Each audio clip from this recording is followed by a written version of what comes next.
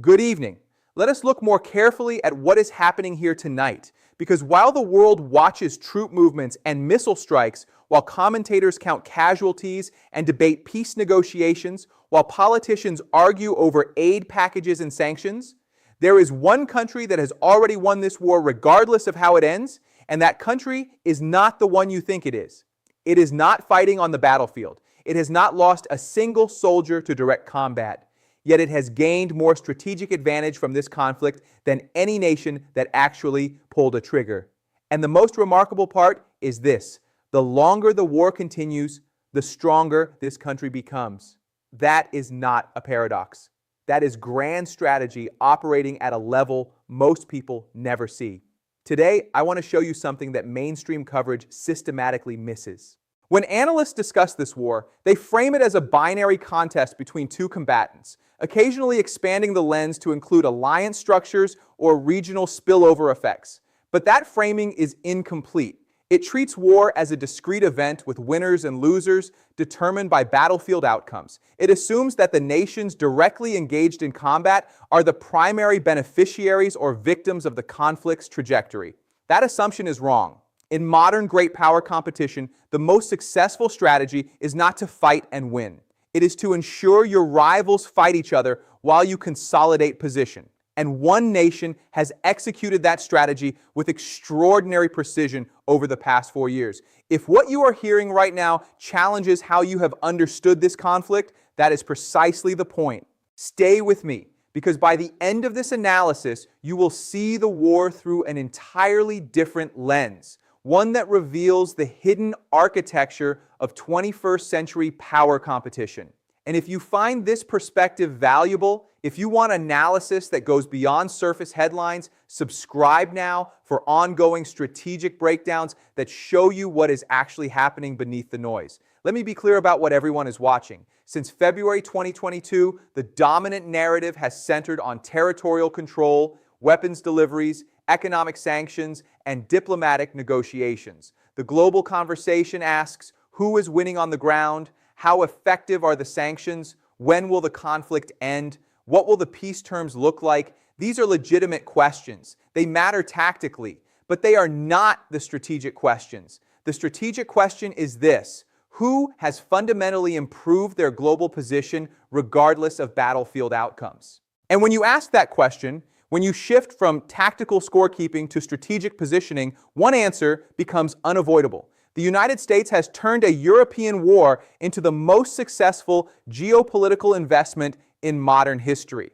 Look at what has actually happened since 2022, not through the lens of morality or alliance solidarity, but through the cold lens of strategic advantage. The United States has degraded its primary nuclear rival's military capacity by approximately 40%, according to Western intelligence estimates, without deploying a single American soldier in direct combat. It has removed roughly 3,000 Russian armored vehicles, hundreds of aircraft, and depleted missile stockpiles that took decades to build. That is not speculation. That is documented material attrition achieved through proxy engagement. The cost to achieve this? Approximately $75 billion in military aid over 4 years, less than 10% of a single year's defense budget. Compare that to the trillions spent in Iraq and Afghanistan for far more ambiguous strategic returns. This is extraordinary cost effectiveness by any measure of power projection. But the material degradation of Russian forces is only the first layer. The second layer is Europe. For 2 decades before 2022, the United States watched with growing concern as European nations, particularly Germany, deepened economic integration with Russia. The Nord Stream pipelines were not just energy infrastructure. They were the physical manifestation of a potential continental alignment that could have shifted the entire Eurasian balance of power. A resource-rich Russia supplying an industrial technological Europe created the possibility of an economic bloc that could challenge American primacy without firing a shot. That possibility died in February 2022. Not only did Nord Stream integration halt, the pipeline itself was destroyed in September 2022 in an incident that remains strategically convenient regardless of attribution. Europe is now bound to American liquefied natural gas at prices 3 to 4 times higher than Russian pipeline gas. That is not temporary. The infrastructure investments required for LNG terminals, the long-term contracts now signed, the political commitments made, these create dependencies that will persist for decades. Now let us go one level deeper, because the energy reconfiguration is connected to something larger: NATO expansion. For 30 years after the Cold War, NATO enlargement proceeded incrementally, often against internal doubts and resistance from key members. But in 2022 and 2023, Finland and Sweden joined NATO, adding 1,300 kilometers of alliance border with Russia and fundamentally altering Baltic Sea security dynamics. This was not inevitable. Finnish neutrality had been a cornerstone of Nordic security architecture since 1947. Swedish non-alignment had persisted for 2 centuries. Both nations abandoned those positions in direct response to the war. The result is the most significant expansion of American military alliance structure in a generation, achieved not through coercion or negotiation, but through the organic security panic generated by the conflict itself. Some of you may be thinking, but this assumes the war was somehow desired or manufactured by Washington. That is not the argument. The argument is that regardless of how the war started, regardless of who bears responsibility for the initial invasion, the United States recognized the strategic opportunity and has systematically maximized it. This is what great powers do. They do not create every crisis, but they exploit the crises that emerge. And the exploitation has been methodical. Consider the defense industrial complex dimension, because this is where strategic advantage becomes generational. European defense spending increased by over $200 billion annually between 2022 and 2025. That is not a one-time spike. That is structural rearmament. And where is that money flowing? American defense contractors have captured approximately 60% of new European military procurement, from F-35 fighter jets to Patriot missile systems to HIMARS artillery platforms. This is not just profit, this is interoperability, this is technological dependence, this is the hardware-level integration of European militaries into American defense architecture for the next 30 to 50 years. Every weapon system purchased now locks in maintenance contracts, spare parts supply chains, training programs, and upgrade cycles that extend decades into the future. The war has effectively closed the window for European strategic autonomy in defense for an entire generation. Now pull the lens back further, because the European dimension is nested within a larger global competition. The primary long-term rival to American primacy is not Russia. Russia is a declining power with a contracting economy and adverse demographics. The primary rival is China, and this is where the strategic elegance becomes visible. By keeping Russia engaged in a grinding conflict that depletes its resources and isolates it diplomatically, the United States prevents the full consolidation of a Russia-China axis. Yes, Moscow has moved closer to Beijing since 2022. Russian energy exports have reoriented toward Chinese markets, but the relationship is increasingly asymmetric. Russia becomes the junior partner, dependent on Chinese economic lifelines, forced to sell energy at discounts, losing leverage in Central Asia. This is not the balanced alliance that could challenge American power. This is a subordinate relationship that weakens both parties. China gains cheap energy but inherits a strategic liability. Russia gains economic survival but loses autonomy. Meanwhile, the United States maintains primacy in the very regions, Europe and the Western Pacific, where economic and technological leadership actually matters. And here is where the historical pattern becomes recognizable. During the Cold War, the United States did not defeat the Soviet Union through direct military confrontation. It defeated the Soviet Union by forcing Moscow into unsustainable military spending while maintaining superior economic foundations. The Reagan administration's defense buildup in the 1980s, particularly the Strategic Defense Initiative, compelled Soviet matching expenditures that the Russian economy could not sustain. The Soviet Union collapsed, not from military defeat, but from economic exhaustion. We are watching a similar dynamic unfold now. Russia is burning through foreign currency reserves estimated at $20 billion monthly to sustain war operations. It is running budget deficits approaching 8% of GDP. It is losing its most educated citizens to emigration. It is mortgaging future economic development for current military production. This is the definition of unsustainable trajectory, and every month the war continues, the structural damage deepens. But let me show you why this pattern benefits the United States regardless of how the war actually ends, because this is the crucial strategic insight most analysts miss. Imagine scenario 1. Russia achieves battlefield victory, consolidates territorial gains, forces a settlement on favorable terms. Does this undermine American strategic position? No.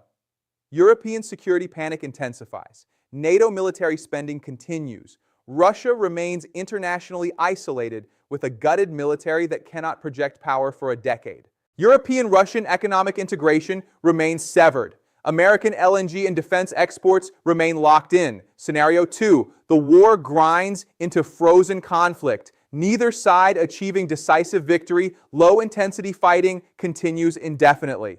Does this undermine American strategic position? No. It sustains all the same dynamics. European dependence continues. Russian resources continue depleting. China inherits a weakened partner. American defense industry profits from ongoing support requirements. Scenario 3. Ukraine achieves significant battlefield success, potentially threatening Crimea or forcing Russian withdrawal. Does this undermine American strategic position? No. Russian military humiliation is complete. Internal Russian political instability potentially follows. European confidence in American security guarantees reaches generational highs. NATO cohesion strengthens further. Do you see the pattern? In every plausible scenario, the United States maintains or improves strategic position. The only scenario that would genuinely damage American interests would be rapid European-Russian reconciliation with restoration of economic integration and mutual security guarantees. But that scenario became impossible the moment the war began. The political toxicity of engagement with Moscow, the material destruction of integration infrastructure, the security commitments now made, these have created barriers that will persist regardless of when or how the fighting stops. This is what I mean when I say the United States has already won. The victory is not measured in territory or regime change. The victory is measured in the reconfiguration of European security architecture, the degradation of a rival military power, the prevention of Eurasian integration, and the extension of American primacy for another generation. Now let me address the economic dimension directly, because this is where the consequences become visible in daily life across the globe. The war has disrupted energy markets, grain exports, fertilizer production, and supply chains for critical minerals. These disruptions have driven inflation, increased food insecurity in developing nations, and created humanitarian emergencies across Africa and the Middle East. These are real costs. But who bears these costs? Not the United States. American energy independence means domestic consumers face moderate price increases, while American producers profit from high global prices. American agricultural dominance means food security remains stable, while export revenues increase. The economic pain is concentrated in Europe, which faces energy crisis, in developing nations, which face food crisis, and in Russia, which faces comprehensive isolation. The United States absorbs minimal economic damage, while its rivals and dependencies absorb maximum damage. This is not cruelty. This is great power competition functioning as it always has throughout history. And this brings us to the deeper question, the question that should concern anyone who thinks seriously about the future of international order. What does it mean when one nation can profit strategically from a war it did not start, does not fight, and may not want to end? What does it reveal about the architecture of power in our current world? It reveals that we live in a unipolar moment that is far more durable than many analysts believed. For 2 decades, strategists have predicted the end of American hegemony, the rise of multipolarity, the diffusion of power to regional actors.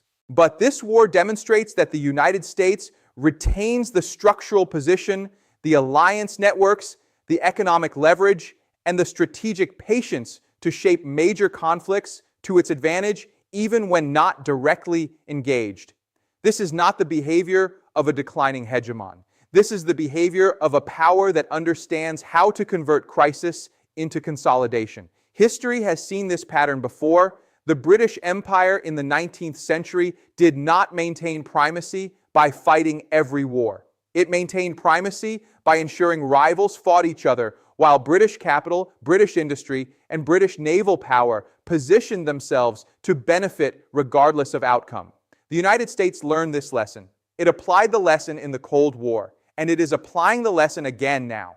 The difference is that modern warfare, modern economics, and modern information systems make the strategy more visible to those willing to look. But visibility does not equal vulnerability. Even as I explain this dynamic to you, even as some portion of global audience recognizes the pattern, it does not fundamentally alter the strategic calculus. The United States will continue supporting the conflict at sustainable cost. Europe will continue depending on American security and energy. Russia will continue degrading its long-term power. China will continue inheriting liabilities rather than assets. And the war will continue serving American strategic interests, whether it lasts 1 more year or 10 more years. So when you hear news coverage ask when this war will end, when you hear analysts debate peace negotiations, when you hear politicians argue over aid packages, remember to ask the question that actually matters. Who benefits from prolongation? Who loses from prolongation? And who has the power to influence duration?